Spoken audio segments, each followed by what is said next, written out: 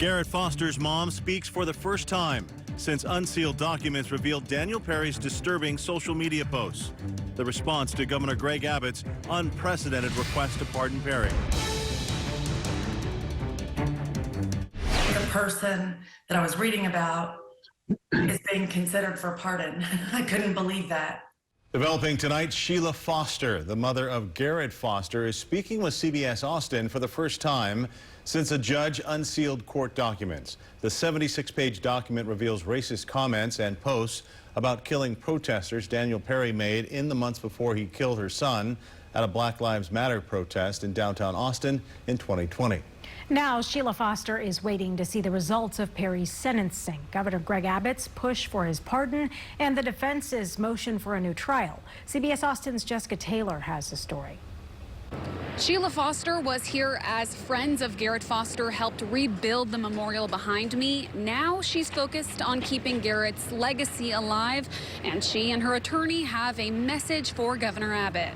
It's been a tough 3 years for the family of Garrett Foster. The guilty verdict in the murder trial against Daniel Perry brought brief closure, but less than 24 hours later, Governor Greg Abbott proclaimed he'd be pushing for a pardon for Perry. To see half the country basically lashing out at my family so hatefully because of their pre-existing opinions about protesters or the BLM movement, whatever else anybody wants to, I would say, slander my son about, they have been since day one.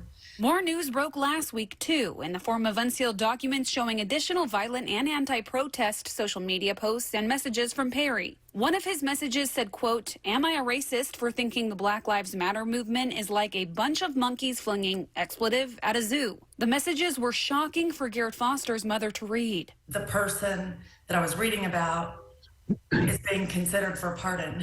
I couldn't believe that. Will these documents change or shift Governor Abbott's stance on the pardon? We reached out asking that exact question.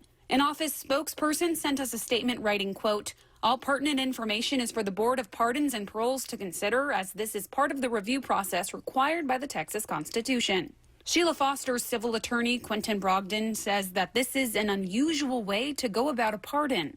This is a governor who's been very stingy with his pardons. He's only granted about 10% of them, and he's only granted them when his Texas Board of Pardons and Paroles has recommended it.